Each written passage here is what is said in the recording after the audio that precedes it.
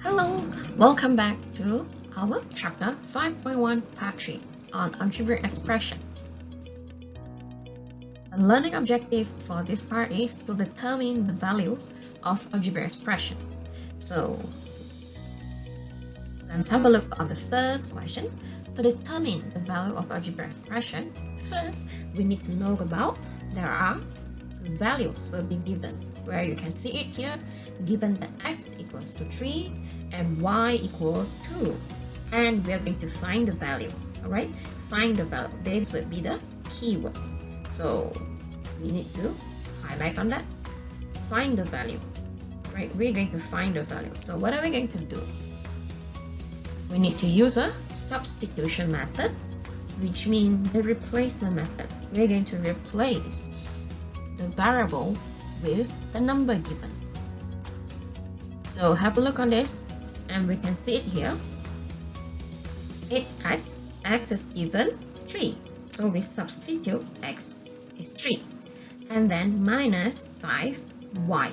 Variable y is given the value of 2. So we have it here, y is 2, and we substitute the variable y with 2, which means we are replacing the variable y with 2. And then the rest, we don't have any variable to replace anymore. We just copy from the question, 8x minus 5y plus 7. And the next step, we're going to solve it. Multiply it. 8 multiplied with 3, we get 24. 5 times 2, we get 10 plus 7. And we need to solve it, we get 21 for our final answer. Okay, so this is how we're going to replace the variable with the value. It is given that p equals to 4 and the value of q equals to 1. And our task is to find the value. Right, our task is to find the value. So we need to replace it or using the substitution method. So the first step, we'll replace the value of p with 4, replace variable q with 1. And then we will start with our calculations. 4 times 4, we get 16. 2 times 1 minus 3. And then to our steps, the final one, it will be 11. This is how we're going to determine the value of algebraic expression. Alright? How about going to solve the questions? Okay, we're going to solve some hot question. In a class, there are 1/3 of the boys are St. John members and 9 girls are not members. Alright, so we are going to write an expression. Okay, we are going to write an expression. Remember this? We just need to write an expression.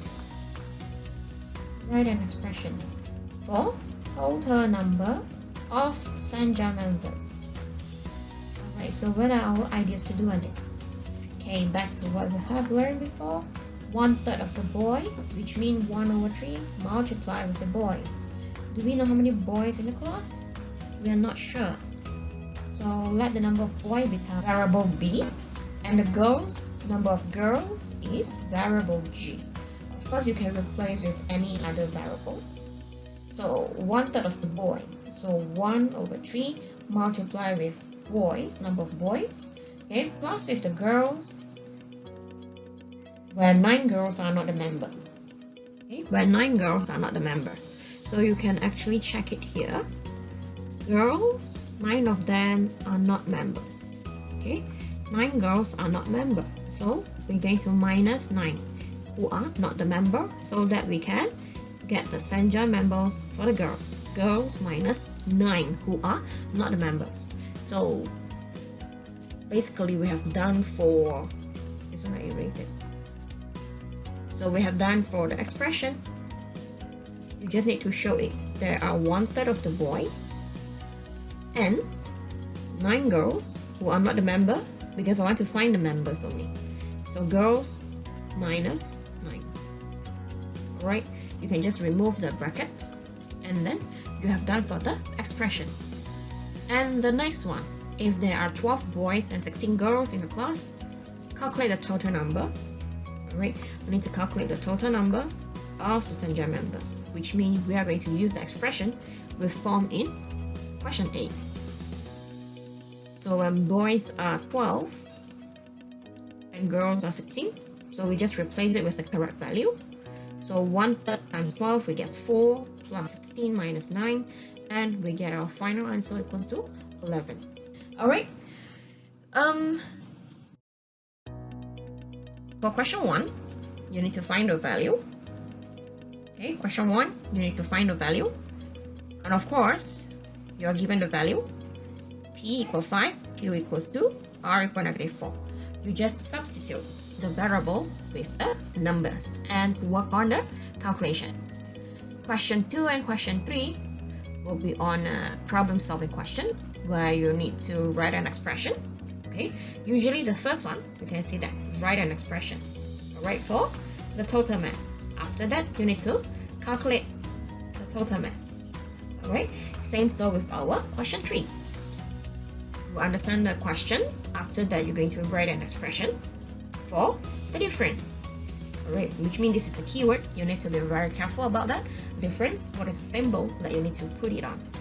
And the next question, you're going to calculate the difference, okay, which means you're going to replace the value, which means you are going to replace the value, alright, into the expression you form in question A. Try first. After that, we go on some discussion during the lesson. Yep, part 3 is done, and I shall see you in the next lesson. See you. Bye bye.